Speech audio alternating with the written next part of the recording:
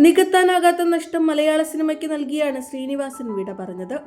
അദ്ദേഹത്തിന് അന്തിമോപചാരം അർപ്പിക്കുന്നതിനായി അന്യഭാഷാ നടന്മാർ പോലും തിരക്കുകൾ മാറ്റിവെച്ച് കൊച്ചിയിലെ വസതിയിലേക്കെത്തി. മൃതദേഹം പൊതുദർശനത്തിന് വെച്ചപ്പോൾ മുഖ്യമന്ത്രിയും അന്തിമോപചാരം അർപ്പിക്കാൻ എത്തിയിരുന്നു. ആ ദൃശ്യങ്ങളെല്ലാം സോഷ്യൽ മീഡിയയിൽ വൈറലായി. മുഖ്യമന്ത്രി അടുത്തെത്തിയപ്പോൾ ധ്യാൻ അച്ഛന്റെ മൃതദേഹത്തിനടുത്ത് ഇരിക്കുകയായിരുന്നു. അച്ഛന്റെ വിയോഗത്തിലുള്ള ദുഃഖത്തിലാണ് ധ്യാൻ എന്ന് വ്യക്തം. എന്നാൽ മുഖ്യമന്ത്രിയെ കണ്ട് ധ്യാൻ ബഹുമാനിച്ചില്ല എന്നാണ് പിന്നീട് സോഷ്യൽ മീഡിയയിൽ ഉയർന്ന വിമർശനം. കുറച്ചൊക്കെ മര്യാദ കാണിക്കാമായിരുന്നു ധ്യാൻ.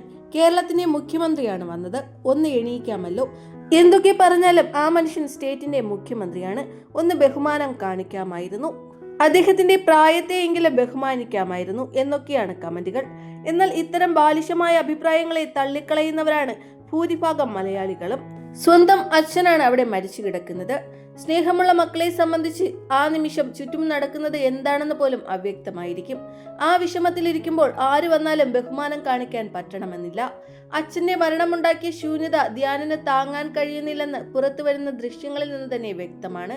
അപ്പോഴാണോ എഴുന്നേറ്റ് നിന്ന് മുഖ്യമന്ത്രിയെ സ്വീകരിക്കുന്നത്? ചിരിച്ചും ചിരിപ്പിച്ചും മാത്രം മലയാളികൾ കണ്ടിട്ടുള്ള ധ്യാൻ ശ്രീനിവാസൻ എന്ന നടനെ ഏറ്റവും നിസ്സഹായനായി പൊട്ടിക്കരയുന്ന അവസ്ഥയിൽ കണ്ടപ്പോൾ മലയാളികൾ പലരുടെയും കണ്ണു നിറഞ്ഞു.